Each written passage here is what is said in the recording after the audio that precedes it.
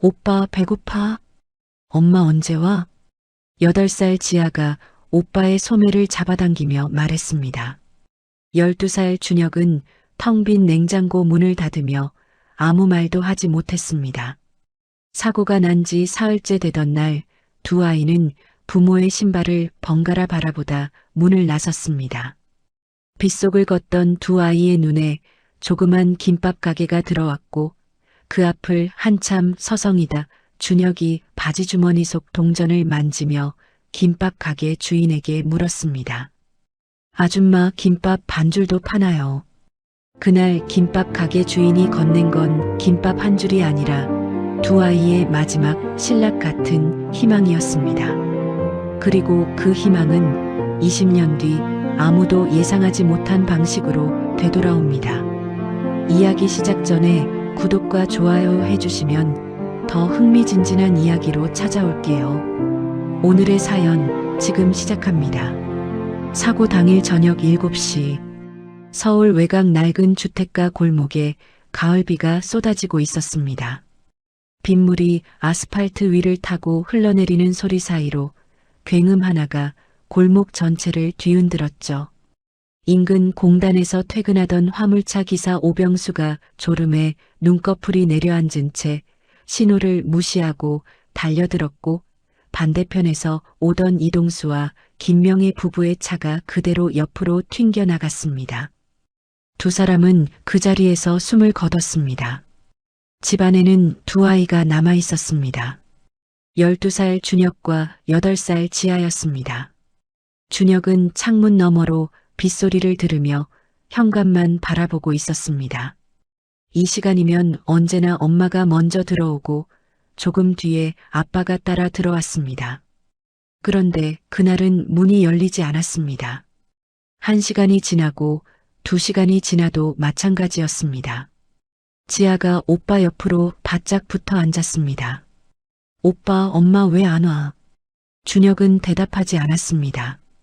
모른다고 말하기 싫었고 알고 있는 것을 말하기는 더 싫었습니다. 조금만 기다려. 준혁이 지아의 머리를 한번 쓸어주고 다시 현관을 바라봤습니다. 지아는 더 묻지 않았습니다. 오빠의 얼굴이 평소와 다르다는 것을 느꼈지만 무엇이 다른지는 설명할 수 없었습니다. 밤이 깊어지자 이웃집 윤씨 아주머니가 현관벨을 눌렀습니다. 준혁은 문틈으로 밖을 내다봤습니다. 낯선 표정의 어른들이 서 있었습니다. 수군거리는 소리가 들렸지만 무슨 말인지는 들리지 않았습니다. 준혁은 천천히 물러서서 문을 잠갔습니다. 이튿날 아침이었습니다. 사고 현장을 수습한 경찰관 오재훈 순경이 이동수의 지갑을 확인하다가 안쪽 투명 칸에 끼워진 사진 한 장을 발견했습니다. 교복 입은 남자아이와 노란 원피스를 입은 여자아이가 나란히 웃고 있는 사진이었습니다. 오재훈은 즉시 관할 주민센터에 전화를 걸어 아동 보호가 필요하다고 전달했습니다. 수학이 넘어 당직 담당자 박진숙은 퇴근 시간이 지났다는 이유로 내일 오전에 처리하겠다고 말했습니다. 다음 날 오전 박진숙이 직접 집을 찾아왔습니다. 현관벨을 3번 눌렀습니다. 안에서는 아무 기척도 없었습니다. 박진숙은 명함 뒤에 연락 바람이라고 적어 문틈에 끼워두고 돌아갔습니다. 준혁은 문 안쪽에서 벨소리를 듣고 있었습니다.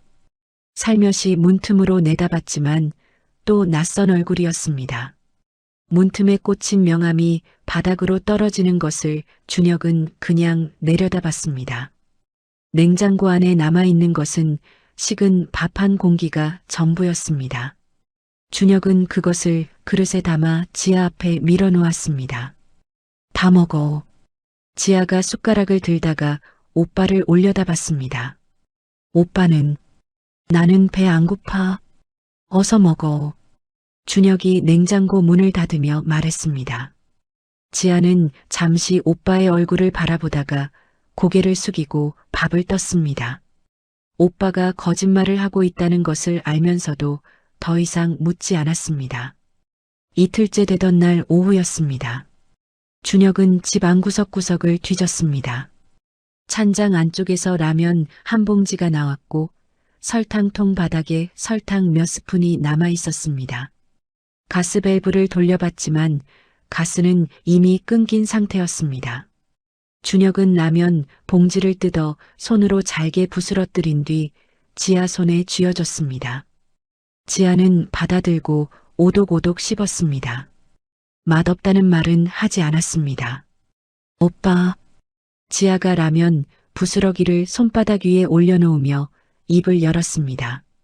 엄마 아빠 언제 와? 준혁의 목구멍 안에서 무언가가 단단하게 걸렸습니다.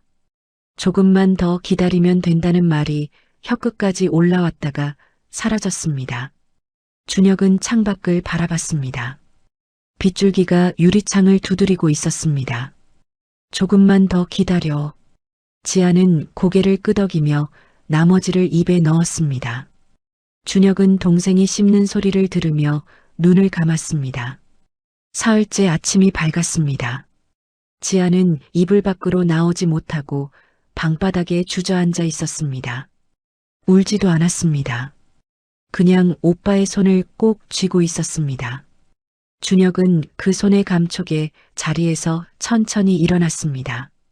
차가웠습니다. 너무 가늘었습니다. 지아야. 준혁이 동생 앞에 쭈그려 앉아 지아의 얼굴을 들여다봤습니다. 지아의 눈 아래가 파래져 있었습니다. 입술도 하얗게 떠 있었습니다. 나랑 같이 나가자. 응. 지아가 힘없이 고개를 들었습니다. 아무 말도 하지 않았습니다.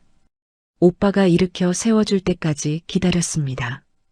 골목 어귀까지 걷는데 3분이 걸렸습니다. 지아는 2번 비틀거렸습니다. 준혁은 그때마다 동생의 허리를 2팔로 단단히 붙잡았습니다. 눈은 정면을 향한 채로였습니다. 골목 끝 희미한 불빛 아래 작은 간판 하나가 보였습니다. 낡은 글씨체로 순옥내라고 적혀 있었습니다. 그때 셔터를 반쯤 내리던 여자가 손을 멈췄습니다. 박순옥이었습니다. 42살 이 골목에서 11년째 김밥 가게를 혼자 지켜온 여자였습니다. 순옥은 불빛 아래 멈춰 선 2아이를 바라봤습니다. 빗속에 서서 김밥집 앞을 서성이고 있는 2아이. 형편없이 마른 얼굴. 아무것도 걸치지 않은 채 비를 맞고 서 있는 작은 몸. 배가 고픈 건지 갈 곳이 없는 건지 아니면 둘 다인지 물어볼 것도 없었습니다. 순옥은 셔터에서 손을 떼고 2아이를 데리고 가게 안으로 들어갔습니다. 주방 선반 위에는 작은 사진 액자가 놓여 있었습니다. 환하게 웃는 어린 여자아이 사진이었습니다. 수진이었습니다. 7년 전 가을 순옥의 하나뿐인 딸은 교통사고로 세상을 떠났습니다. 그 이후 순옥은 매년 가을이 오면 수진이가 가장 좋아하던 참치 김밥을 만들어 딸의 사진 앞에 한 줄 올려두었습니다. 그날도 주방 선반 위에는 수진이의 사진이 놓여 있었습니다. 순옥은 냉장고를 열어 재료를 꺼냈습니다. 참치캔, 단무지, 시금치, 밥. 손이 익숙하게 재료를 펼쳤습니다. 그러나 김밥을 써는 순간 칼을 쥔 손이 미세하게 떨렸습니다. 순옥은 그것을 느끼면서도 칼을 멈추지 않았습니다. 접시에 가지런히 담아 2아이 앞에 소리 없이 내려놓았습니다. 지아가 첫 번째 조각을 집어 입에 넣는 순간이었습니다. 눈물이 먼저 흘렀습니다. 소리도 없이 뺨을 타고 내려갔습니다. 준혁은 고개를 숙인 채 김밥을 씹었습니다. 턱을 힘껏 당기고 이를 악물었습니다. 그러나 결국 눈에서 떨어진 한 방울이 접시 위에 작은 점을 남겼습니다. 순옥은 그것을 보면서도 못 본 척했습니다. 조용히 몸을 돌려 주방으로 들어가 냄비를 불에 올렸습니다. 잠시 후 뜨거운 미역국 2그릇이 아이들 앞에 놓였습니다. 준혁이 국그릇을 2손으로 감쌌습니다. 따뜻했습니다. 손끝에서부터 온기가 천천히 팔을 타고 올라왔습니다. 준혁은 고개를 들어 순옥을 바라봤습니다. 감사합니다. 준혁이 꽉 담은 입술을 열어 간신히 말했습니다. 목소리가 갈라졌습니다. 순옥은 대답 대신 지아의 국그릇을 살짝 앞으로 밀어줬습니다. 식기 전에 먹어. 순옥이 앞치마에 손을 닦으며 말했습니다. 아무것도 묻지 않았습니다. 이름도 어디서 왔는지도 왜 이 시간에 여기 있는지도. 아이들이 그릇을 비울 때까지 순옥은 그냥 옆에 있었습니다. 그날 밤 순옥은 두 아이를 가게 안쪽 방에 재웠습니다. 낡은 이불이었지만 깨끗했습니다. 지아는 눕자마자 눈을 감았습니다. 준혁은 천장을 바라보다가 천천히 눈을 감았습니다. 순옥은 불을 끄고 주방으로 돌아와 혼자 의자에 앉았습니다. 다 식은 커피 한 잔을 손에 쥔 채 가만히 있었습니다. 내일 아침 주민센터 박진숙에게 전화를 해야 했습니다. 그리고 저 아이들이 다시 차가운 곳으로 가는 일만큼은 막아야 했습니다. 두 가지 생각이 번갈아 머릿속을 채웠습니다. 순옥은 커피를 한 모금 마셨습니다. 주방 선반위 수진이의 사진이 불빛 아래 조용히 빛나고 있었습니다. 사흘 후 순옥은 이른 아침부터 앞치마를 두르고 주방에 서 있었습니다. 김밥 재료를 손질하는 손이 평소보다 빠르게 움직였습니다. 아이들이 자는 방 쪽으로 시선을 한번 던지고는 다시 도마 위에 집중했습니다. 오전 9시 순옥은 가게 문을 잠시 닫고 관할 주민센터로 향했습니다. 담당자 박진숙을 만나 아이들의 사정을 조심스럽게 꺼냈습니다. 박진숙은 노트의 내용을 받아 적으면서 표정 하나 바꾸지 않고 절차대로 처리하겠다고 말했습니다. 순옥은 절차라는 말이 마음에 걸렸지만 더 따지지 않고 가게로 돌아왔습니다. 그 사이였습니다. 골목 안에 검은 승용차 한 대가 들어와 세워졌습니다. 차에서 내린 남자는 넥타이를 느슨하게 맨 채 주변을 둘러봤습니다. 손가락마다 반지를 끼고 있었습니다. 최동철이었습니다. 최동철은 동네 이장 최봉수에게 사고 소식을 전해 듣고 달려온 참이었습니다. 이동수와는 먼 친척 관계였습니다. 명절에도 얼굴 보기 힘든 사이였지만 최동철은 아동복지 담당 공무원 이선미 주임 앞에 서류를 펼쳐 보이며 자신이 아이들의 가장 가까운 혈육이라고 말했습니다. 미리 준비해온 후견인 신청 서류였습니다. 이선미 주임은 혈연 관계를 확인하고 규정에 따라 임시 보호자 지위를 최동철에게 부여하는 방향으로 절차를 진행했습니다. 순옥이 가게로 돌아왔을 때 최동철은 이미 아이들 앞에 와 있었습니다. 준혁은 소파 끝에 등을 붙이고 앉아 있었습니다. 지아는 오빠 뒤에 바짝 붙어 최동철을 바라보고 있었습니다. 자, 삼촌이랑 가자. 이제 삼촌이 다 챙겨줄게. 최동철이 준혁의 어깨에 손을 얹으며 말했습니다. 준혁의 몸이 굳었습니다. 어깨 위에 올라온 손이 낯설고 무거웠습니다. 준혁은 최동철을 올려다봤습니다. 명절에 딱 한 번 본 얼굴이었습니다. 순옥이 가게 입구에서 그 장면을 바라봤습니다. 준혁의 등이 굳어지는 것을 봤습니다.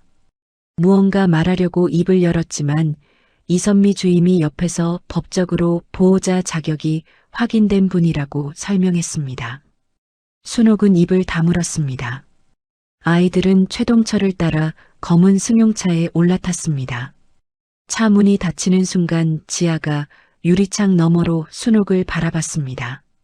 순옥은 그 눈빛을 똑바로 받았습니다. 차가 골목을 빠져나갈 때까지 그 자리에 서 있었습니다. 최동철이 데려간 곳은 자신의 집 근처 반지하 월세방이었습니다. 낮에도 햇빛이 들지 않는 방이었습니다. 벽 한쪽에는 곰팡이 얼룩이 번져 있었습니다. 최동철의 아내 이순자는 아이들이 들어오자 상을 툭 내려놓고 말 한마디 없이 방으로 들어가 버렸습니다. 지아는 숟가락을 들었다가 내려놓았습니다. 밥을 절반도 먹지 못했습니다. 준혁은 동생의 그릇을 슬쩍 바라보다가 자기 밥을 천천히 삼켰습니다.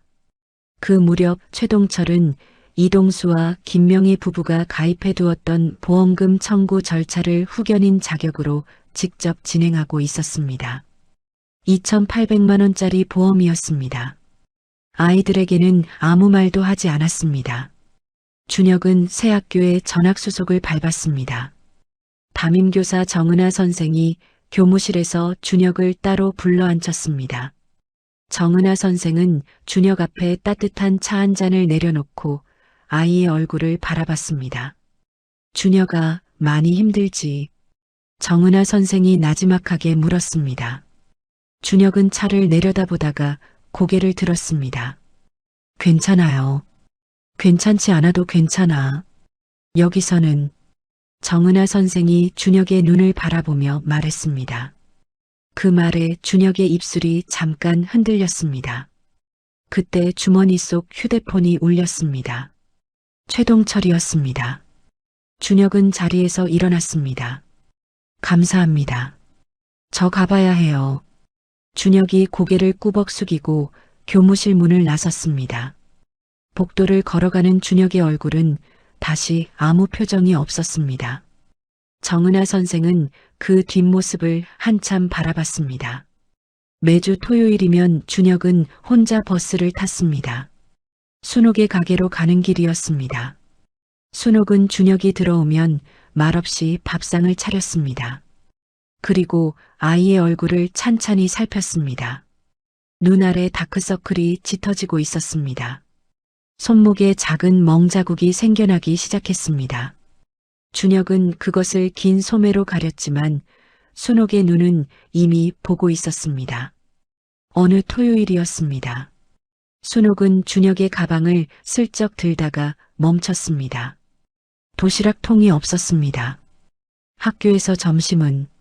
순옥이 가방을 내려놓으며 물었습니다. 준혁이 시선을 피했습니다. 먹어요. 언제? 준혁은 대답하지 않았습니다. 순옥도 더 묻지 않았습니다. 그날부터 순옥은 매주 토요일 작은 가방 하나를 따로 준비했습니다. 일주일치 반찬을 담아 준혁이 돌아갈 때 손에 쥐어줬습니다. 어느 주말 준혁은 지아를 데리고 가게를 찾았습니다. 지아의 얼굴이 처음 만났을 때보다 더 작아져 있었습니다. 준혁은 밥을 먹으면서 조각조각 이야기를 꺼냈습니다. 최동철이 보험금으로 받은 돈을 어디에 썼는지, 반지하 방이 얼마나 축축한지, 이순자가 밥을 차려주고 말 한마디 없이 나가버리는 것이 일상이 되었다는 것까지. 순옥은 젓가락을 내려놓았습니다. 아무 말도 하지 않았습니다. 눈빛이 달라졌습니다.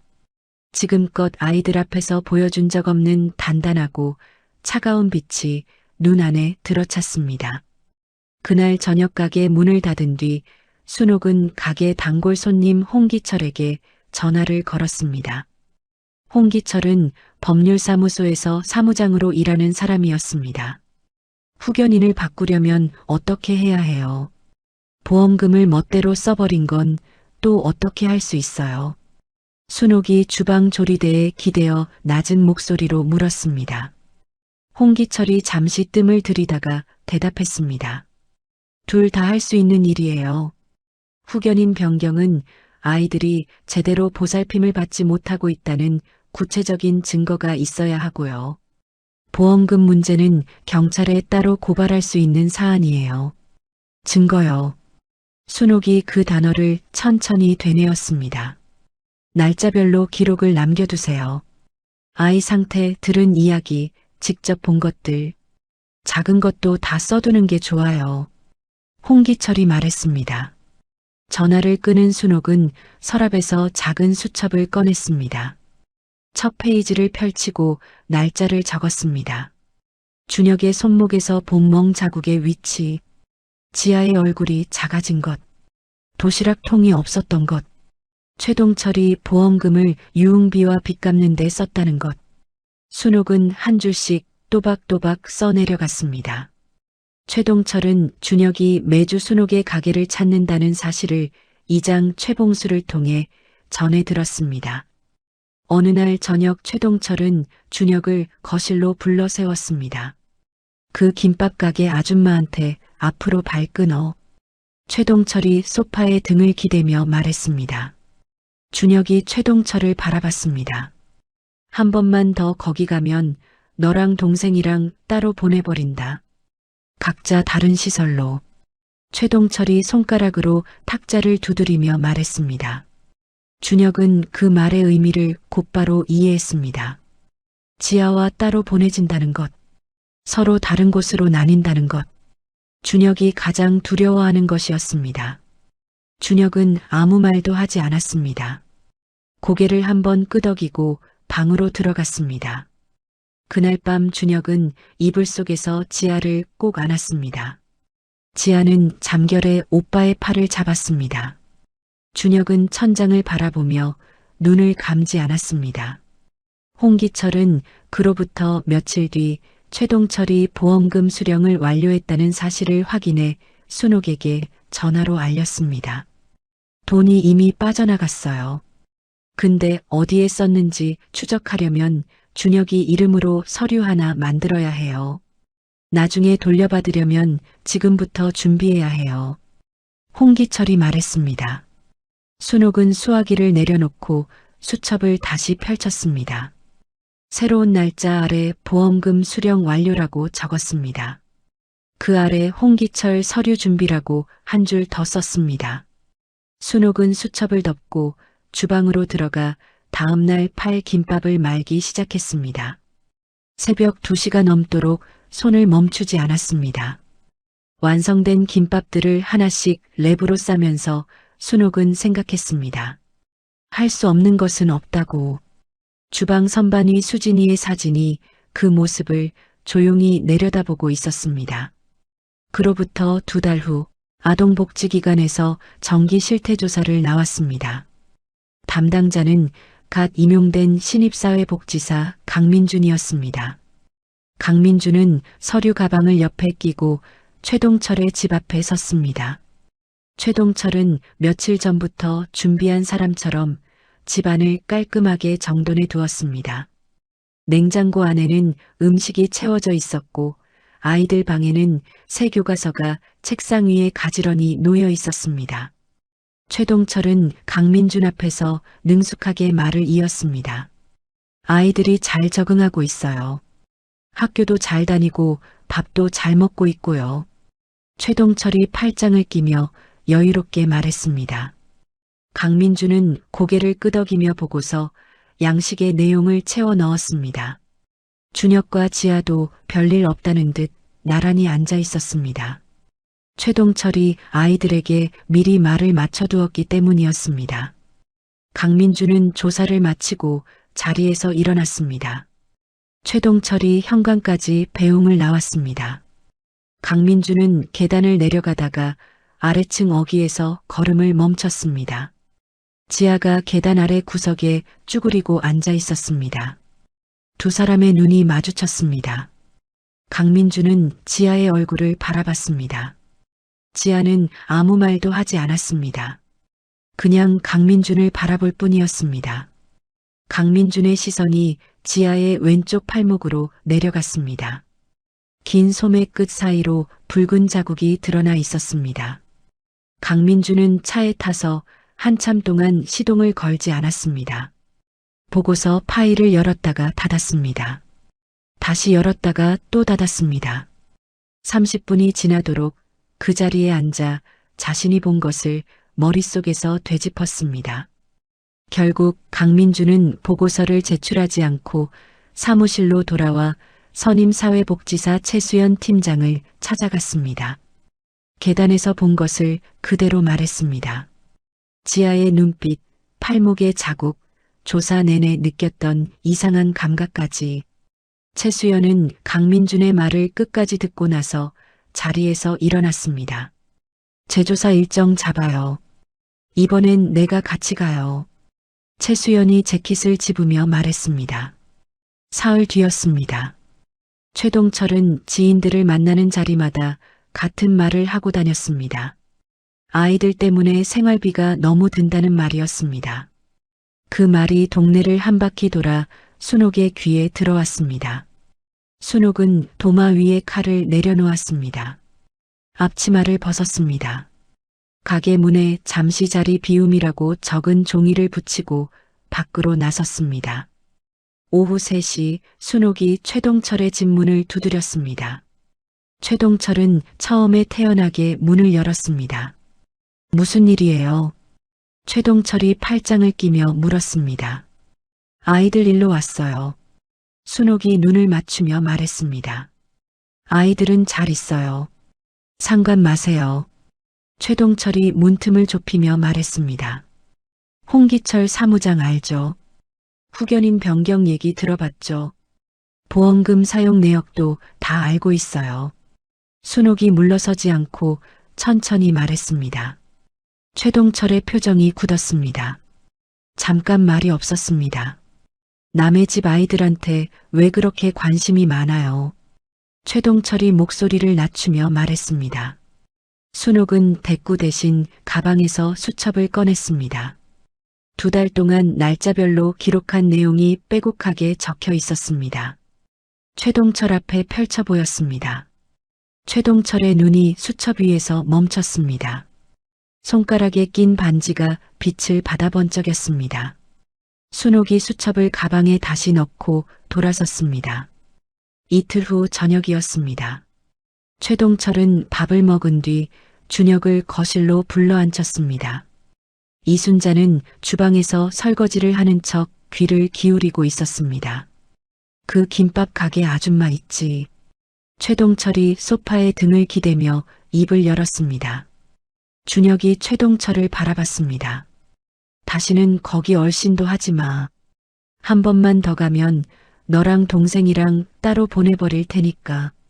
각자 다른 시설로. 최동철이 손가락으로 탁자를 두드리며 말했습니다.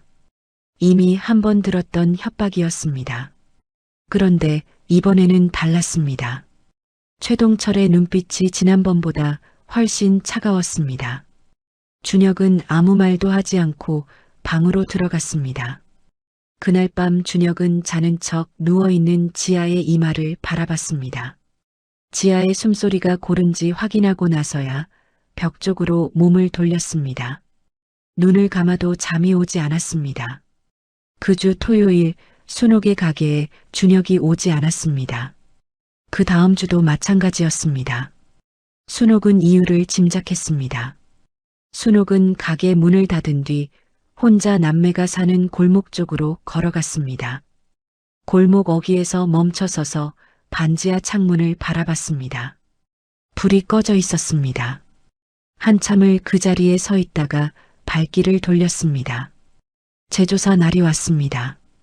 최수연 팀장이 강민준과 함께 최동철의 집을 찾았습니다. 최동철은 이번에도 능숙하게 응대했습니다. 그러나 최수연은 달랐습니다. 최수연은 집안을 천천히 둘러봤습니다.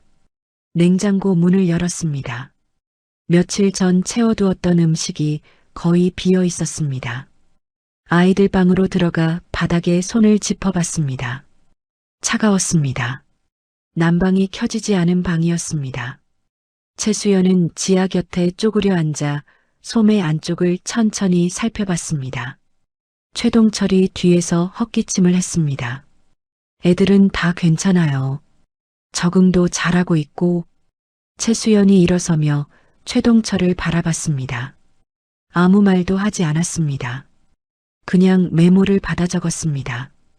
가게 밖을 나오면서 최수연이 강민준에게 낮은 목소리로 말했습니다. 잘했어요. 그날 보고서 안 낸 거. 강민준이 말없이 고개를 끄덕였습니다. 최수연의 공식 보고서가 기관에 제출되면서 최동철에 대한 후견인 자격 재검토 절차가 시작되었습니다. 최동철은 그 소식을 그날 저녁 안에 어딘가에서 입수했습니다.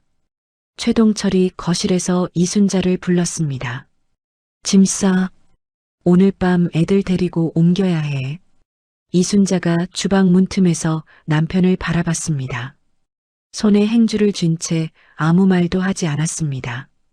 이미 오래전부터 남편의 행동이 정상적이지 않다는 것을 알고 있었습니다. 알면서도 모른 척 살아왔습니다. 그런데 그날 밤은 그 자리가 낯설게 느껴졌습니다. 최동철이 아이들 방 문을 열었습니다. 너희 짐 싸. 지금 당장. 준혁이 자리에서 일어났습니다. 지아를 바라봤습니다. 지아의 눈이 오빠에게 고정되었습니다. 준혁은 학교 실내화 가방 하나를 집어들었습니다. 지아의 손을 잡았습니다. 그리고 최동철 옆을 스쳐 현관문을 열고 밖으로 뛰어나갔습니다. 야, 어디가? 최동철이 소리치며 골목으로 쫓아나왔습니다. 마침 귀가하던 이웃 주민 2명이 그 장면을 목격했습니다. 한 명이 즉시 주머니에서 휴대폰을 꺼냈습니다. 준혁은 지아의 손을 꽉 잡고 달렸습니다. 어디로 가야 할지는 생각할 것도 없었습니다. 발이 먼저 방향을 알고 있었습니다. 밤 10시가 넘은 시각이었습니다. 비가 내리고 있었습니다. 순옥네 가게 셔터를 두드리는 소리가 났습니다. 순옥이 주방에서 나와 셔터 쪽으로 걸어갔습니다. 셔터를 조금 들어 올리는 순간 빗속에 선 2아이가 보였습니다. 3달 전 그날 저녁과 똑같은 모습이었습니다. 같은 골목, 같은 비, 같은 2아이. 순옥은 아무 말도 하지 않았습니다. 셔터를 끝까지 올리고 2아이를 안으로 들였습니다. 셔터를 내리고 자물쇠를 채웠습니다. 그리고 주머니에서 휴대폰을 꺼내 최수연 팀장의 번호를 눌렀습니다. 그 이튿날 아침 최수연 팀장이 순옥의 가게 문을 두드린 것은 오전 8시였습니다. 순옥은 이미 앞치마를 두르고 주방에 서 있었습니다. 최수연이 들어오자 순옥은 말없이 테이블 앞 의자를 당겨 내밀었습니다. 아이들이 여기 있죠. 최수연이 가방을 내려놓으며 물었습니다. 네.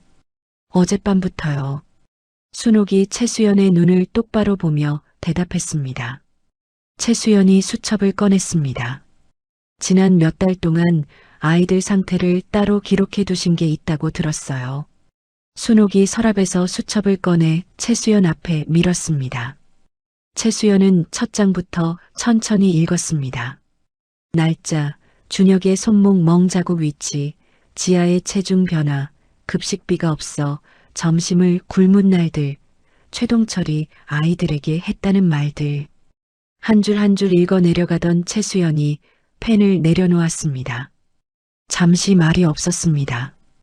이거 가져가도 되겠어요. 최수연이 수첩을 손으로 짚으며 물었습니다. 가져가세요. 그러려고 썼어요. 순옥이 앞치마에 손을 닦으며 말했습니다. 최수연은 수첩을 가방에 넣었습니다. 그리고 그날 오후 아동보호 전문기관에 최동철에 대한 정식 조사 의뢰서를 제출했습니다. 이선미 주임은 자신이 최동철에게 임시보호자 지위를 부여한 결정에 대한 내부 검토서를 작성해야 하는 처지가 되었습니다. 홍기철 사무장이 그날 오후 늦게 가게에 들렀습니다.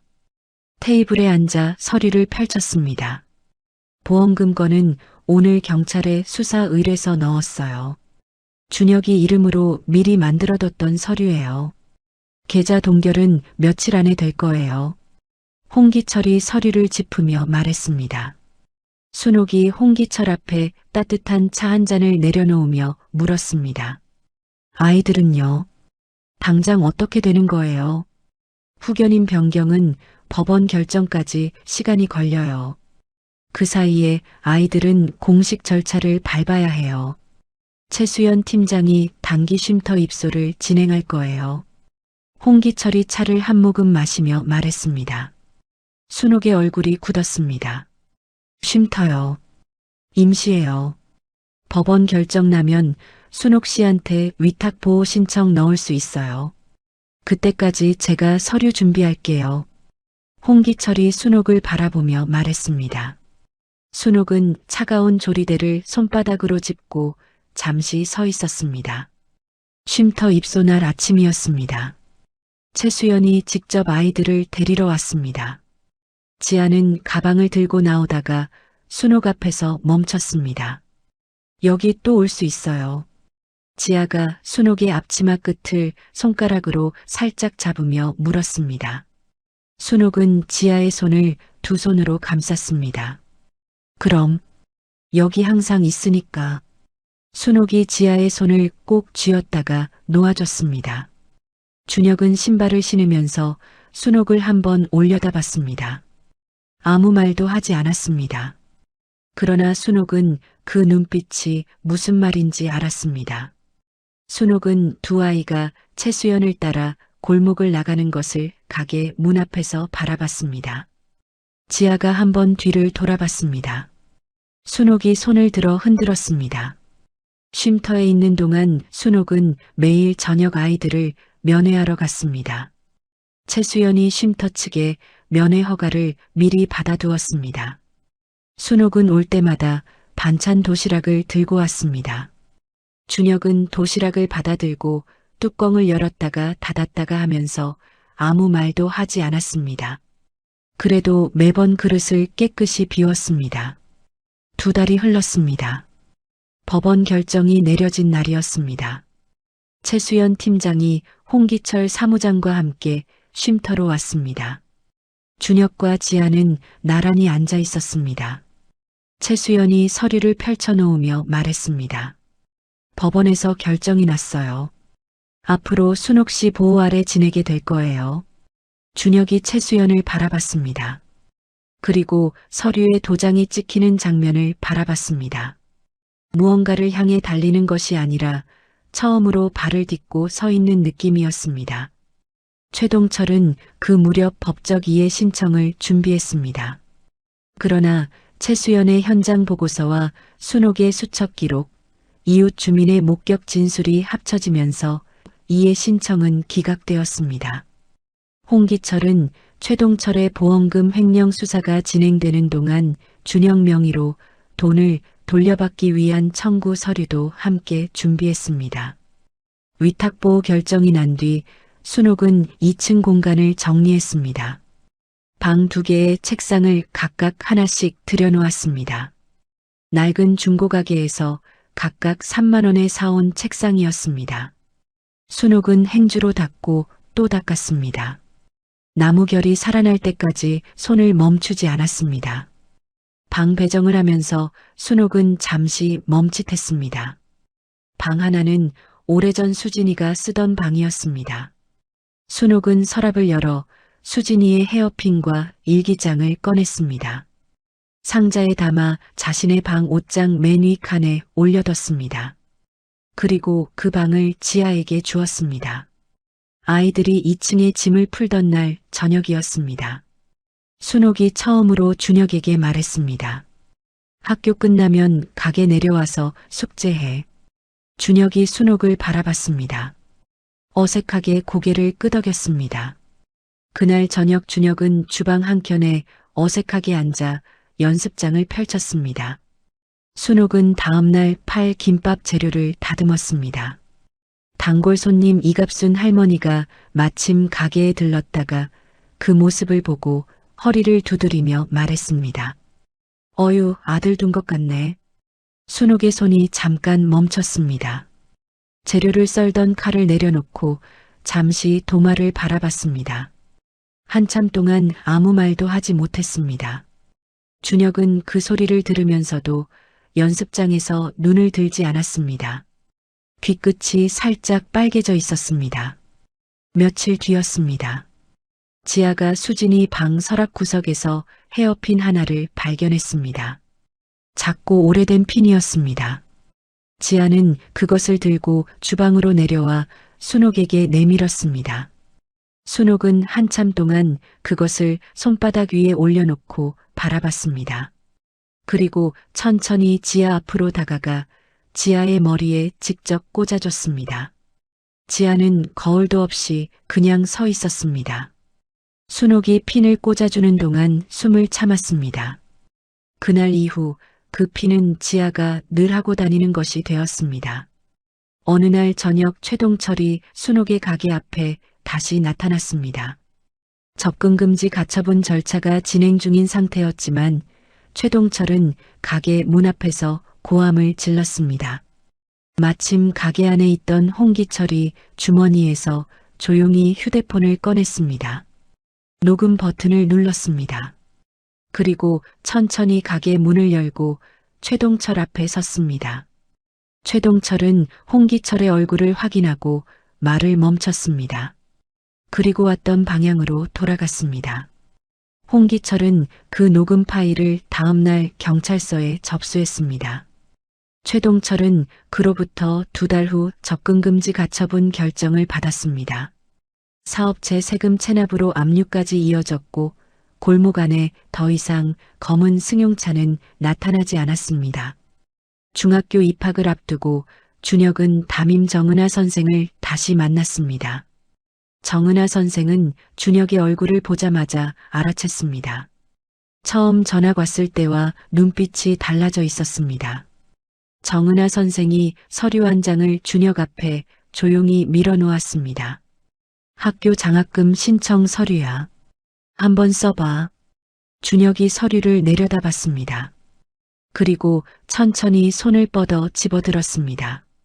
그날 저녁 준혁은 가게 한켠 자기 자리에 앉아 신청서를 채워 넣었습니다. 연필 끝에 힘을 주어 또박또박 썼습니다. 공부가 살아남는 방법이 될 수 있다는 것을 그때 처음으로 생각했습니다. 보험금 횡령 수사는 넉 달에 걸쳐 진행되었습니다. 홍기철이 청구 절차를 끝까지 밀어붙인 결과 횡령 금액의 일부가 준혁과 지아 명의 계좌로 돌아왔습니다. 홍기철은 그 돈을 두 아이가 성인이 될 때까지 따로 관리될 계좌에 이체하는 절차를 마무리했습니다. 그의 겨울이 오기 전 어느 저녁 처음으로 세 사람이 함께 밥상을 차려 앉았습니다. 수저 소리와 수돗물 소리만이 가게 안을 채웠습니다. 순옥이 준혁의 그릇에 반찬을 하나 더 올려줬습니다. 준혁은 아무 말 없이 받아 먹었습니다. 지아는 그 모습을 바라보다가 자기 숟가락을 들었습니다. 가게 안이 따뜻했습니다. 그로부터 20년 후 인천 남동공단 인근의 한 건물 4층이었습니다. 유리문 너머로 줄로지스라는 회사 이름이 보였습니다. 만 32살의 이준혁은 그 회사의 대표이사였습니다. 준혁의 책상은 늘 깔끔했습니다. 서류와 노트북 그리고 작은 액자 하나. 액자 안에는 낡은 사진 한 장이 들어 있었습니다. 접시 위에 가지런히 담긴 참치, 김밥 사진이었습니다. 창업 첫날부터 그 자리에 놓여 있었습니다. 준혁이 이 회사를 세우기까지는 14년이 걸렸습니다. 고등학교를 졸업하자마자 대학 진학을 포기하고 지역 물류회사의 막내 직원으로 들어간 것이 시작이었습니다. 순옥은 반대하지 않았습니다. 대신 준혁의 첫 월급날 저녁 가게 문을 일찍 닫고 밥상을 차렸습니다. 참치 김밥과 미역국이었습니다. 준혁은 그날의 밥상을 이후 어떤 식사보다 선명하게 기억했습니다. 창업 5년 만에 직원 47명, 연매출 80억 원의 회사를 일으켜 세웠습니다. 사무실 한쪽 벽에는 연도별 성장 그래프가 붙어 있었습니다. 그 그래프의 출발점에는 아무것도 적혀 있지 않았습니다. 준혁만이 그 출발점이 어디인지 알고 있었습니다. 한편 마포구의 한 아동복지기관에는 만 28살의 이지아가 있었습니다. 지아는 그곳에서 사회복지사로 일하고 있었습니다. 야간 대학을 다니며 자격증을 땄고 졸업 이후 이 기관에 들어온 지 벌써 3년이 지났습니다. 지아는 갑자기 보호자를 잃은 아이들을 처음 만날 때마다 다른 복지사들과는 다른 방식으로 다가갔습니다. 말을 먼저 꺼내지 않았습니다. 그냥 옆에 앉아 있었습니다. 아이가 먼저 움직일 때까지 기다렸습니다. 동료들 사이에서는 지아 선생님이 맡은 아이는 적응 속도가 다르다는 말이 돌았습니다. 지아는 그 말을 들을 때마다 아무 대꾸도 하지 않았습니다. 두 남매가 각자 독립한 뒤 5년이 흘렀습니다. 그 5년 동안 순옥에게는 전화와 간간히 보내온 용돈이 전부였습니다. 어느 가을 지아가 순옥의 가게 번호로 전화를 걸었습니다. 연결음이 울리다가 끊겼습니다. 다음 날도 마찬가지였습니다. 사흘째 되는 날도 받지 않았습니다. 지아는 퇴근길에 버스를 갈아타고 수원 골목으로 향했습니다. 순옥네 가게 유리창에는 종이 한 장이 빗두름하게 붙어 있었습니다. 건물 재개발로 인한 임시 휴업이라고 적혀 있었습니다. 가게 안은 텅 비어 있었습니다. 지아는 맞은편 세탁소 문을 열었습니다. 세탁소 주인 박 씨가 다리미를 내려놓으며 지아를 바라봤습니다. 순옥 씨 어디 계세요? 지아가 물었습니다. 2달 전에 무릎 수술하셨어요. 혼자 버스 타고 퇴원하셨다고 하던데 아무한테도 연락 안 하셨대요. 박 씨가 말했습니다. 지아는 그 자리에 잠시 서 있었습니다. 손에 들고 있던 가방 끈을 고쳐주었습니다. 세탁소 밖으로 나와 준혁에게 전화를 걸었습니다. 신호가 2번 울리고 준혁이 받았습니다. 오빠, 순옥 씨 무릎 수술하셨대.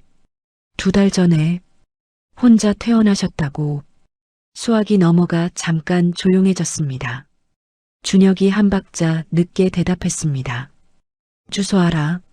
수원 임대 아파트로 이사하셨대. 박 씨한테 주소 받았어. 거기서 기다려. 내가 갈게. 준혁이 자리에서 일어서며 말했습니다. 그날 저녁이었습니다. 인천에서 준혁이 차를 몰았습니다.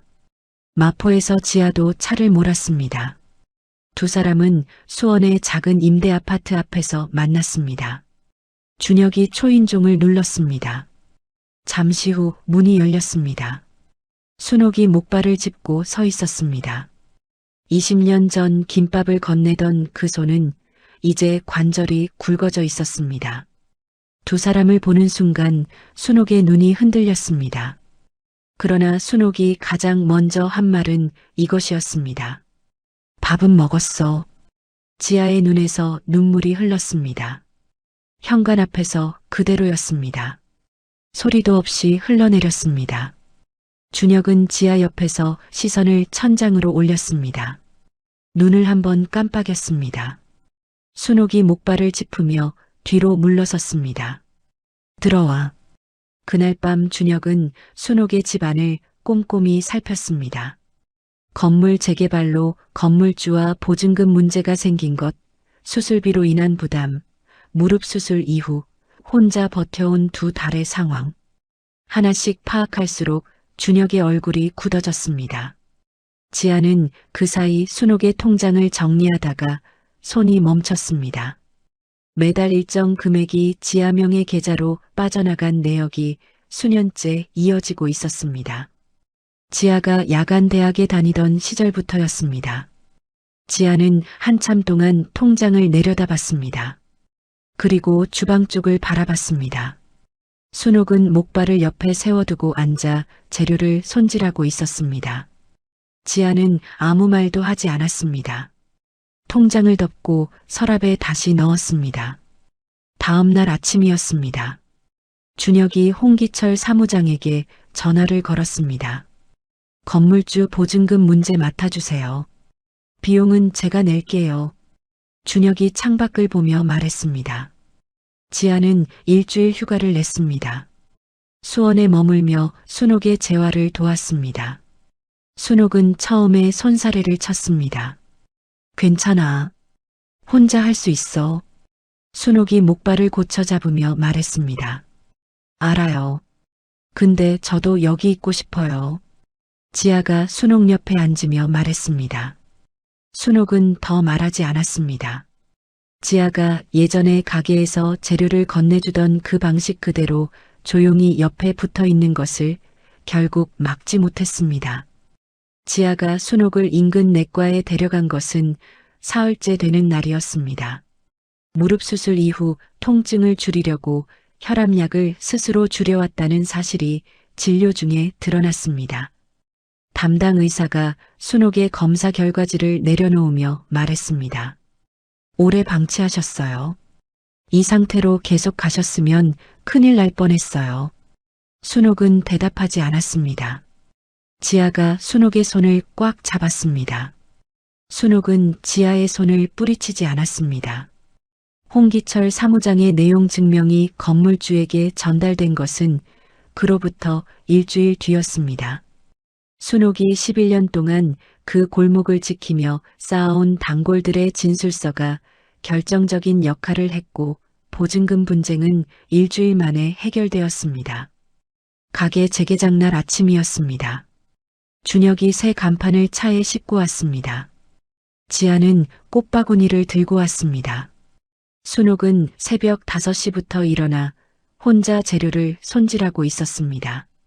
셔터가 올라갔습니다. 골목 안으로 아침 햇살이 쏟아졌습니다. 세 사람은 한동안 그 빛 안에서 아무 말도 하지 않았습니다. 가게 앞에는 이미 줄이 서 있었습니다. 가장 앞에 서 있는 사람은 이갑순 할머니였습니다. 전날 저녁 경로당에서 순옥네 다시 연다는 말을 먼저 퍼뜨려 놓은 장본인이었습니다. 어서 열어요. 다리 아파 죽겠네. 이갑순 할머니가 지팡이를 두드리며 말했습니다. 순옥이 앞치마를 고쳐 매며 안으로 들어갔습니다. 재개장 첫날 준비한 재료는 오전 중에 동이 났습니다. 그날 저녁 문을 닫은 뒤 세 사람은 가게 안에 나란히 앉았습니다. 남은 재료로 김밥을 말았습니다. 준혁이 어린 시절 늘 앉던 주방 한켠 자리에 앉았습니다. 지아가 그 옆에 앉아 재료를 건넸습니다. 순옥이 손을 놀렸습니다. 20년 전과 같은 자리였습니다. 그러나 그 자리의 무게는 완전히 달라져 있었습니다. 챕터 6 무너지는 것들. 가게가 다시 문을 연 지 석 달 후 준혁의 휴대폰이 울린 것은 월요일 오전 9시였습니다. K마트 구매팀 담당자였습니다. 준혁은 수화기를 귀에 댄 채 창밖을 바라봤습니다. 통화가 끝났을 때 준혁의 손에서 휴대폰이 천천히 내려갔습니다. 계약 해지였습니다. 준혁은 자리에서 일어나 사무실 문을 닫았습니다. 그리고 혼자 재무 자료를 펼쳤습니다. K마트 한 곳에서 들어오는 돈이 한 달에 4억 원이 넘었습니다. 그게 하루아침에 사라진 것이었습니다. 준혁은 자료를 닫았습니다. 다시 열었습니다. 숫자는 바뀌지 않았습니다. 배우가 드러나는 데는 사흘이 걸리지 않았습니다. 물류업계에서 한 해 전 입찰 경쟁에서 준혁에게 밀려난 서진우였습니다. 서진우는 K마트 구매팀 임원에게 접대를 통해 영향력을 행사한 것이었습니다. 준혁은 그 사실을 알고 나서도 아무에게도 말하지 않았습니다. 직원들에게 알리지 않았습니다. 대신 밤마다 혼자 사무실에 남아 재무 시뮬레이션을 돌렸습니다.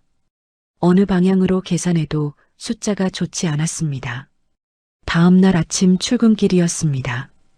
직원들의 표정이 평소와 달랐습니다. 업계 온라인 커뮤니티의 줄로지스의 계약 해지 소식이 이미 올라와 있었습니다. 준혁은 그것을 직원들의 눈빛에서 먼저 읽었습니다. 준혁이 자리에 앉아 모니터를 켰습니다. 아무 일 없다는 듯이 마우스를 움직였습니다. 그러나 손끝에 힘이 들어가 있었습니다. 같은 시각 마포구 아동복지기관에서는 지아가 서류를 들고 복도를 걷고 있었습니다. 담당 아동 민서의 파일이었습니다. 7살 민서는 2달 전부터 지아가 맡은 아이였습니다. 위탁가정에서 생활하고 있었습니다. 그날 아침 기관에 신고가 들어왔습니다. 민서가 다니는 어린이집 교사가 아이의 상태가 이상하다고 연락해온 것이었습니다. 지아는 파일을 덮고 자리에서 일어났습니다. 위탁 가정을 찾아갔을 때 민서는 구석에 앉아 있었습니다. 지아는 민서 앞에 쭈그려 앉았습니다. 민서는 지아를 바라봤습니다. 아무 말도 하지 않았습니다.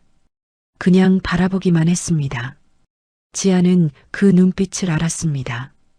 20년 전 자신이 계단 아래 구석에 앉아 강민준을 바라보던 그 눈빛과 똑같았습니다.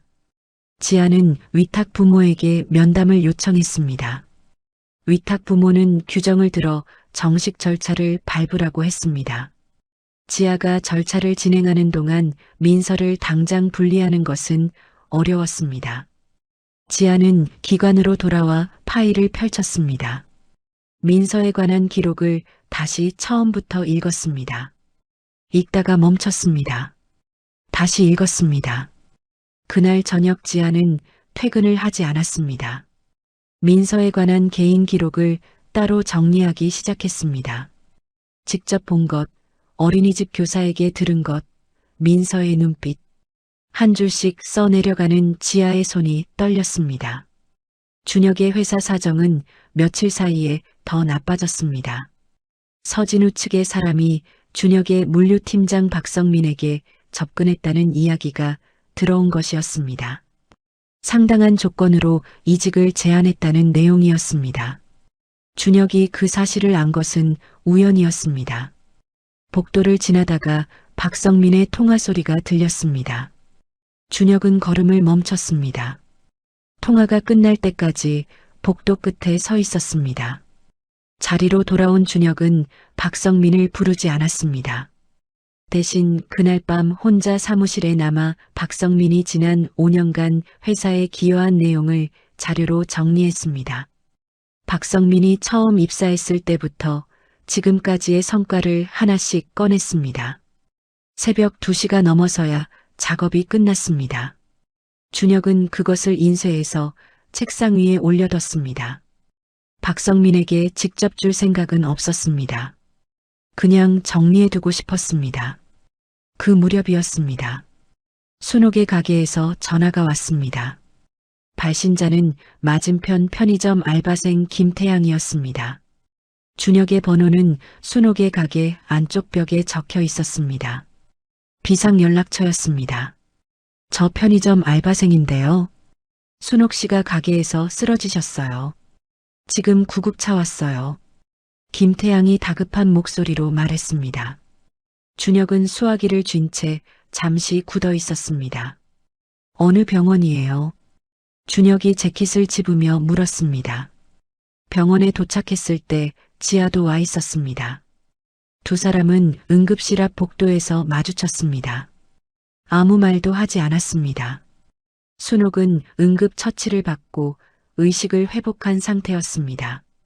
담당 의사 한진호가 준혁과 지아를 복도로 불렀습니다. 혈압이 오랫동안 관리가 안 된 상태예요. 무릎 수술 이후에 혈압약을 스스로 줄이셨던 것 같아요. 거기에 과로가 겹쳤고요.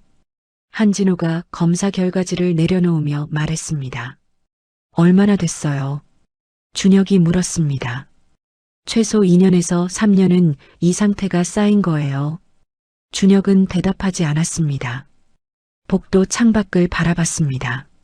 지아가 준혁의 옆에 서서 낮은 목소리로 말했습니다. 내과에 데려갔을 때 말씀하셨잖아. 혈압약 줄이셨다고. 그때 내가 좀 더 단단하게 잡았어야 했는데. 준혁이 고개를 저었습니다. 나도 마찬가지야. 5년 동안 전화 몇 번이 전부였으니까. 준혁이 창밖을 보며 나지막하게 말했습니다. 병실로 들어갔을 때 순옥은 눈을 뜨고 있었습니다. 두 사람을 보자 순옥이 몸을 일으키려 했습니다. 지아가 얼른 순옥의 어깨를 잡았습니다. 가게 재료 수급을 어떻게 하냐?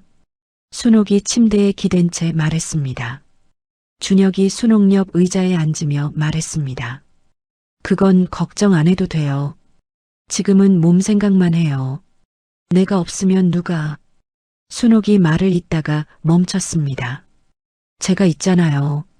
준혁이 순옥의 손 옆에 자신의 손을 내려놓으며 말했습니다. 순옥은 더 말하지 않았습니다. 그날 밤 지아는 순옥 옆에 앉아 있다가 자신도 모르게 잠이 들었습니다. 순옥의 손을 잡은 채였습니다. 준혁은 그 옆에서 노트북을 열었습니다. 회사 위기 대응 자료를 열었다가 닫았습니다. 순옥의 숨소리를 확인했습니다. 다시 노트북을 열었습니다. 10줄을 쓰고 순옥의 얼굴을 바라봤습니다. 또 10줄을 쓰고 다시 바라봤습니다. 그렇게 밤이 깊어갔습니다. 한편 서진우는 준혁이 자리를 비웠다는 것을 알고 줄로지스의 다른 거래처들의 소문을 흘리기 시작했습니다. 줄로지스가 경영이 불안정하다는 내용이었습니다. 그 소문은 업계 단체 대화방을 빠르게 돌았습니다. 준혁의 휴대폰에는 거래처 담당자들의 문자가 쌓여가고 있었습니다. 준혁은 그것을 보면서도 병실을 나서지 않았습니다. 병실 창밖으로 늦은 가을비가 소리 없이 내리고 있었습니다. 준혁은 노트북 화면에서 눈을 들어 순옥의 얼굴을 바라봤습니다. 오랫동안 바라봤습니다. 이 사람을 잃는 것이 두렵다는 것을 준혁은 그날 밤 처음으로 구체적인 감각으로 알았습니다. 순옥이 입원한 지 일주일 후 준혁은 병원 로비 한쪽 구석에 자리를 잡았습니다. 노트북을 펼치고 회사 전 직원과 화상으로 연결했습니다. 화면 안에 직원들의 얼굴이 하나씩 채워졌습니다. 준혁은 잠시 화면을 바라봤습니다. 그리고 입을 열었습니다. 다들 이미 알고 있을 것 같아서요. K마트 계약 해지된 거, 그리고 그 뒤에 서진우 대표가 있다는 것도요. 숨기고 싶었는데 그게 맞는 방법이 아닌 것 같아서 오늘 다 말하려고요. 준혁이 화면을 바라보며 천천히 말했습니다. 화면 안의 직원들이 조용해졌습니다. 지금 회사 상황이 좋지 않아요. 솔직히 말하면 이 상태가 몇 달 지속되면 버티기 어려울 수도 있어요. 근데 저는 여러분한테 숨기면서 혼자 해결하는 척하고 싶지 않아요. 준혁이 말을 이었습니다. 화면 안이 잠시 고요했습니다. 그때 한 사람이 화면 안에서 자리에서 일어섰습니다. 물류팀장 박성민이었습니다. 대표님, 제가 거래처 직접 뛰겠습니다. 박성민이 두 손을 테이블 위에 짚으며 말했습니다. 준혁이 화면 안에 박성민을 바라봤습니다. 성민 씨, 요즘 많이 힘들었을 텐데. 준혁이 말했습니다. 저도 할 말이 있어요. 대표님이 저 흔들리는 거 알고 계셨죠? 박성민이 준혁을 바라보며 말했습니다. 준혁은 대답하지 않았습니다. 그날 밤에 제 성과 자료 정리해 두신 거 다음 날 아침에 봤어요. 팀원한테 들었어요. 그거 보고 제가 많이 부끄러웠어요. 박성민이 고개를 숙이며 말했습니다. 준혁이 잠시 화면을 바라보다가 말했습니다. 고마워요. 화상회의가 끝나고 얼마 지나지 않아 영업팀 전원이 비상연락망을 가동하기 시작했습니다. 기존 거래처를 지키기 위해 각자 담당 거래처에 직접 전화를 돌렸습니다.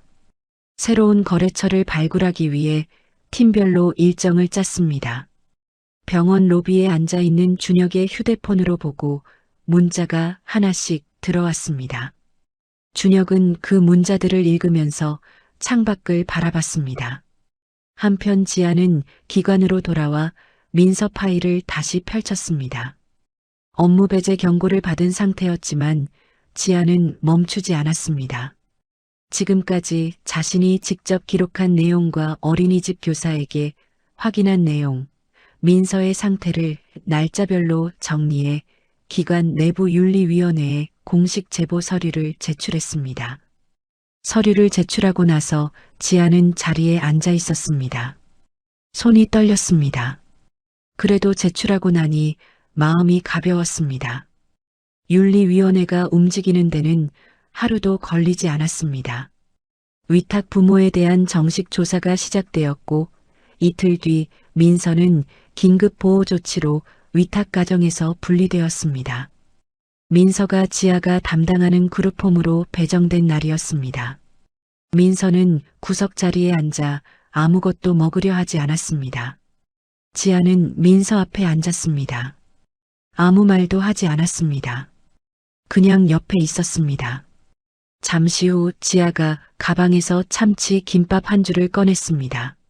순옥의 가게에서 아침에 사온 것이었습니다. 민서 앞에 조용히 놓았습니다. 민서는 한참 동안 그것을 바라보다가 천천히 손을 뻗었습니다. 첫 조각을 집어들었습니다. 입에 넣었습니다.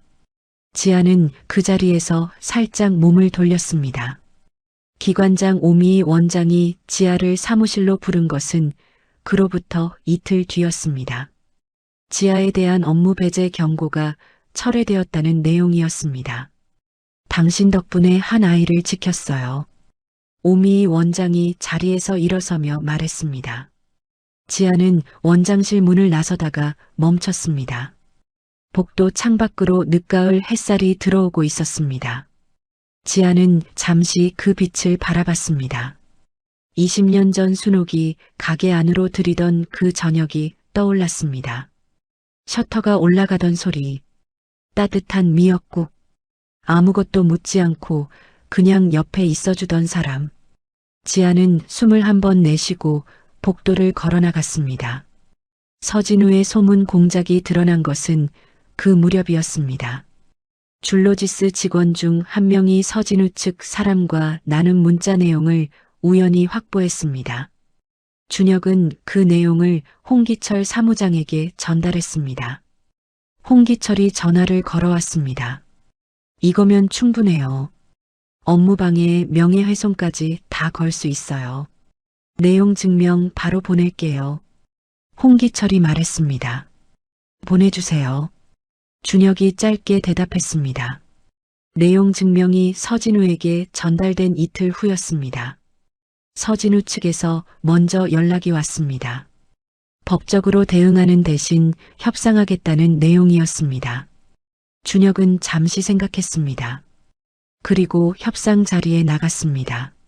서진우가 테이블 맞은편에 앉아 있었습니다. 처음 보는 얼굴이었지만 어떤 사람인지는 이미 알고 있었습니다. 어떻게 하실 겁니까? 서진우가 물었습니다.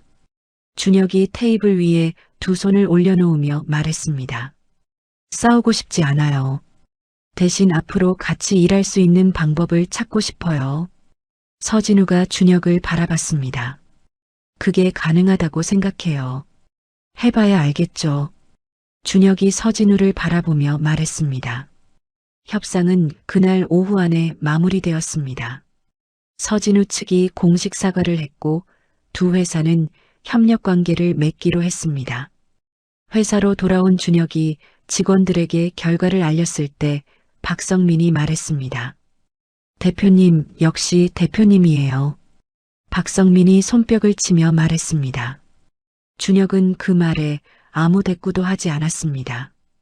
그냥 자리에 앉아 다음 할 일 목록을 열었습니다.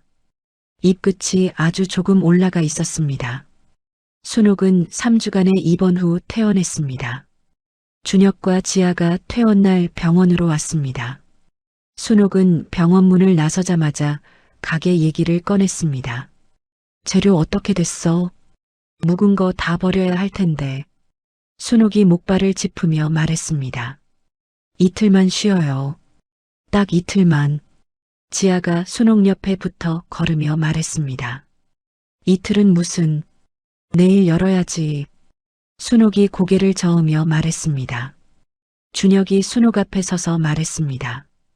그럼 이것만요. 주방에 혈압재는 기계 달아두는 거, 그것만 허락해줘요. 순옥이 준혁을 바라봤습니다. 한숨을 쉬었습니다. 알았어.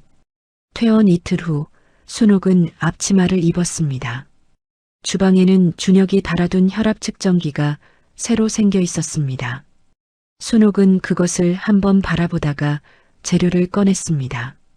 가게 문이 열리자 편의점 알바생 김태양이 맞은편에서 손을 흔들었습니다.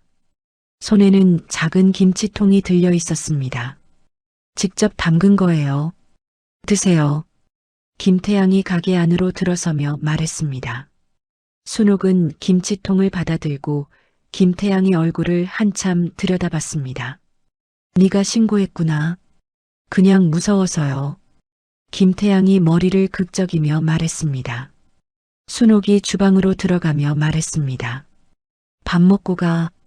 그날 이후 김태양은 편의점 일이 끝나면 가게 앞을 기웃거리는 것이 습관이 되었습니다. 준혁은 이번 위기를 겪으면서 회사 구조를 바꿨습니다. 한 거래처에 지나치게 의존하는 방식을 버리고 중소거래처를 여러 곳으로 나눴습니다. 매출 구조가 전보다 단단해졌습니다. 연말에 박성민은 이사 직함을 달았습니다. 지아는 민서를 장기 담당 아동으로 등록했습니다. 어느 날 민서가 지아를 올려다보며 물었습니다. 선생님, 오늘도 와요. 지아가 민서의 눈높이에 맞춰 쭈그려 앉으며 말했습니다. 응, 내일도 올 거야. 그날 퇴근길에 지아는 순옥의 가게에 들렀습니다. 아무 말 없이 자리에 앉았습니다. 뭐 줄까? 순옥이 주방에서 물었습니다. 참치 김밥이요. 지아가 대답했습니다. 순옥이 재료를 꺼냈습니다. 두 사람은 말없이 각자의 일을 했습니다. 순옥은 김밥을 말고 지아는 앉아서 기다렸습니다. 가게 안이 조용했습니다. 그 조용함이 편안했습니다. 준혁은 그 무렵 순옥의 생활을 돕기 위해 방문 도우미를 신청했습니다. 일주일에 3번 오는 도우미였습니다. 중년 여성 박명숙이었습니다. 순옥은 처음에 거절했습니다. 나 혼자 할 수 있어. 순옥이 고개를 저으며 말했습니다. 준혁이 순옥을 바라보며 말했습니다. 이건 순옥 씨 위한 게 아니에요. 저 위한 거예요. 제가 일하다가도 안심이 돼야 하니까요. 순옥은 잠시 준혁을 바라보다가 고개를 돌렸습니다. 마음대로 해. 박명숙은 첫날부터 주방에 들어와 순옥 옆에서 재료를 손질했습니다. 순옥은 처음에는 어색해하다가 사흘째 되는 날부터 박명숙에게 먼저 말을 걸기 시작했습니다. 겨울이 오기 전 어느 날이었습니다. 준혁이 운전하고 지아가 꽃을 샀습니다. 순옥은 이른 아침에 일어나 참치 김밥 한 줄을 직접 말았습니다. 세 사람은 차를 타고 외곽으로 나갔습니다. 수진이의 묘소였습니다. 순옥이 묘비 앞에 김밥을 내려놓았습니다. 지아가 꽃을 올렸습니다. 준혁이 그 옆에 서 있었습니다. 세 사람은 오래 아무 말도 하지 않았습니다. 바람이 불었습니다. 낙엽이 발 아래로 굴러왔습니다. 순옥이 묘비를 손으로 천천히 쓸었습니다. 지아가 순옥의 옆에 조용히 섰습니다. 준혁이 반대편에 섰습니다. 세 사람이 나란히 묘비를 바라봤습니다. 그해 겨울이 지나고 이듬해 봄, 준혁은 회사 창립 6주년 기념일 일정을 직접 잡았습니다. 비서실 담당자가 장소 후보 목록을 들고 왔습니다. 준혁은 목록을 받아들고 잠깐 바라보다가 내려놓았습니다. 수원 골목 순옥 내 김밥 가게로 가요. 준혁이 말했습니다. 담당자가 눈을 깜빡였습니다. 다 같이요. 네, 47명 다요. 준혁이 말했습니다. 기념일 당일 아침이었습니다. 준혁은 순옥에게 미리 인원수를 알려두었습니다. 순옥은 전날 저녁부터 재료를 손질했습니다. 박명숙이 옆에서 도왔습니다. 새벽 5시에 순옥은 다시 주방에 들어갔습니다. 직원들이 골목에 들어서기 시작한 것은 오전 10시였습니다. 47명이 좁은 골목을 채웠습니다. 가게 앞에 줄이 길게 늘어섰습니다. 순옥이 미리 준비해둔 김밥 상자를 하나씩 꺼냈습니다.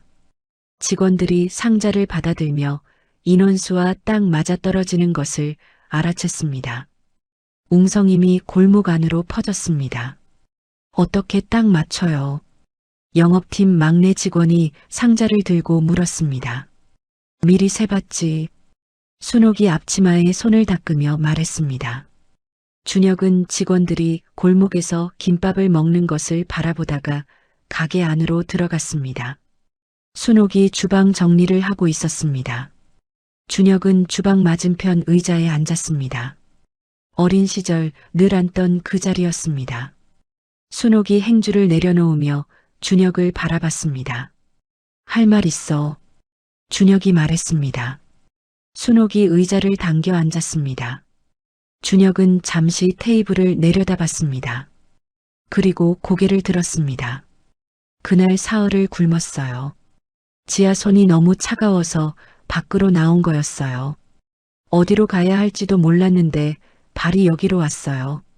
준혁이 천천히 말했습니다. 순옥은 말없이 바라봤습니다. 최동철이 따로 보내버린다고 했을 때 그날 밤 이불 속에서 지아 안고 울었어요. 어른이 돼서도 매년 11월이 되면 이유도 모르게 손이 떨렸어요. 준혁이 두 손을 테이블 위에 올려놓으며 말했습니다. 순옥의 눈이 흔들렸습니다. 순옥은 눈을 감았습니다. 준혁이 말을 이었습니다. 고맙다는 말을 너무 늦게 하는 것 같아서요. 근데 이 말은 꼭 하고 싶었어요. 순옥이 눈을 뜨지 않은 채 말했습니다. 됐어. 아직 안 됐어요. 준혁이 말했습니다. 순옥이 눈을 떴습니다. 준혁을 바라봤습니다. 순옥 씨가 그날 김밥 주지 않았으면 저 어떻게 됐을지 몰라요. 지아도요. 준혁이 말했습니다. 순옥이 앞치마 끝을 손으로 잡았습니다. 그때 가게 문이 열렸습니다. 지아가 들어왔습니다. 손에 서류 봉투를 들고 있었습니다. 지아가 테이블에 봉투를 올려놓았습니다. 순옥 씨, 드릴 게 있어요.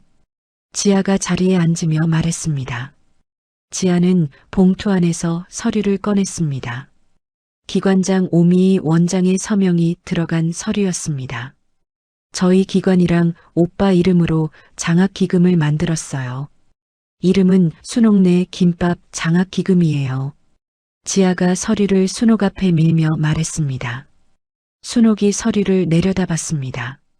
처음 출연금은 오빠가 3천만 원 냈어요. 앞으로 매년 혼자 남겨진 아이들 급식비랑 문화체험비로 쓸 거예요. 지아가 말을 이었습니다. 순옥이 고개를 들었습니다. 손을 내저었습니다. 이건 아니야. 너무 과해. 이름 보세요. 지아가 서류의 한 부분을 손가락으로 짚으며 말했습니다. 순옥이 다시 서류를 내려다봤습니다. 순옥네 김밥 장학기금이라는 글자가 적혀 있었습니다. 순옥은 더 말하지 못했습니다. 앞치마 끝으로 눈가를 닦았습니다. 한 번 닦고 또 닦았습니다. 지아가 순옥의 손 위에 자신의 손을 올렸습니다. 준혁이 순옥을 바라보며 물었습니다. 순옥 씨, 그날 왜 저희한테 김밥을 주셨어요? 순옥이 앞치마로 눈가를 누르다가 멈췄습니다. 잠시 생각했습니다. 그냥 배가 고파 보여서. 순옥이 말했습니다. 준혁이 그 말을 들으며 테이블을 내려다봤습니다. 그냥 배가 고파 보여서. 그 한마디가 자신의 20년을 움직인 힘이었습니다. 순옥은 말하지 않았습니다. 교통사고로 수진이를 잃었기 때문에 같은 사고로 부모를 잃은 두 아이의 눈빛을 알아볼 수 있었다는 것이, 그것을 굳이 말로 꺼낼 필요가 없었습니다. 준혁은 이미 알고 있었습니다. 기금 설립 소식은 지하의 기관 소식지에 조용히 실렸습니다. 그것을 지역 언론 기자 유소연이 발견했습니다. 유소연은 순옥과 준혁과 지아를 각각 만나 이야기를 들었습니다. 그리고 기사를 썼습니다. 제목은 이것이었습니다. 김밥 한 줄이 두 아이의 20년을 바꿨다. 기사가 올라간 뒤 사흘 만에 공유가 수십만 건을 넘었습니다. 유소연은 기사를 쓰면서 강민준에게도 연락을 취했습니다. 20년 전 계단에서 지아의 눈빛을 외면하지 않았던 그 신입 복지사는 이제 아동보호 전문기관의 팀장이 되어 있었습니다. 기사 안에 결정적 재조사를 이끈 복지사라는 문장으로 강민준의 이름이 실렸습니다. 기사를 읽은 사람들이 기금 계좌로 돈을 보내기 시작했습니다. 처음에는 한 명이었습니다. 자신도 어린 시절 비슷한 경험이 있다는 짧은 메모와 함께 10만 원이 들어왔습니다. 그 다음날 더 많은 사람들이 보내왔습니다. 이틀이 지나자 초기 기금의 2배를 넘겼습니다. 지아가 순옥에게 전화로 그 소식을 전했습니다. 순옥 씨, 기부금이 2배가 넘었어요. 지아가 말했습니다. 수화기 넘어가 잠시 조용했습니다. 순옥이 전화기를 가슴에 품는 소리가 들렸습니다. 강민주는 기사를 보고 지아에게 연락했습니다. 지아 씨, 저희 기관도 기금 협력 파트너로 참여하고 싶어요. 가능할까요? 강민준이 말했습니다. 당연하죠. 감사해요. 지아가 말했습니다. 협약식 날이었습니다. 강민준이 기관 문을 들어서다가 복도에서 지아와 마주쳤습니다. 20년 만이었습니다. 강민준이 지아를 바라봤습니다. 그때 계단에서 지아 씨 눈을 봤을 때요. 뭔가 달랐어요. 그게 계속 머릿속에 남아 있었어요. 강민준이 말했습니다. 지아가 강민준을 바라봤습니다. 그때 선생님이 보고서 안 내신 덕분에 저랑 오빠가 순옥 씨 곁으로 갈 수 있었어요. 고맙다는 말을 20년 만에 하네요. 지아가 말했습니다. 강민준이 고개를 저었습니다. 저는 그냥 망설였을 뿐이에요. 그 망설임이 저한테는 전부였어요. 지아가 말했습니다. 협약식이 끝난 뒤 지아는 민서를 데리고 순옥의 가게를 찾았습니다. 민서는 가게 안으로 들어서다가 멈췄습니다. 김밥 냄새가 났습니다. 순옥이 주방에서 나와 민서 앞에 쭈그려 앉았습니다. 이름이 뭐야? 순옥이 물었습니다. 민서요. 민서가 작은 목소리로 말했습니다. 민서야, 배고프지? 순옥이 말했습니다. 민서가 고개를 끄덕였습니다. 순옥은 주방으로 들어가 참치 김밥 한 줄을 잘라 접시에 담아 민서 앞에 내려놓았습니다. 민서는 한참 동안 그것을 바라봤습니다. 그리고 천천히 손을 뻗었습니다. 첫 조각을 집어 입에 넣었습니다. 지아는 그 장면을 보다가 고개를 돌렸습니다. 순옥은 가게 한켠에 새 액자를 걸었습니다. 가게 재개장날 아침 지나가던 행인이 찍어서 보내온 사진이었습니다. 셔터가 올라가던 순간 햇살 속에 세 사람이 나란히 서 있는 사진이었습니다. 그 사진 옆에는 오래된 액자가 있었습니다. 수진이의 사진이었습니다. 두 액자가 나란히 걸렸습니다. 봄이 오던 어느 아침이었습니다. 준혁은 출근 전에 혼자 순옥의 가게에 들렀습니다. 아직 문을 열기 전이었습니다. 준혁은 가게 앞 계단에 앉아 기다렸습니다. 안에서 불이 켜졌습니다. 셔터가 올라갔습니다. 순옥이 나왔다가 준혁을 보고 멈췄습니다.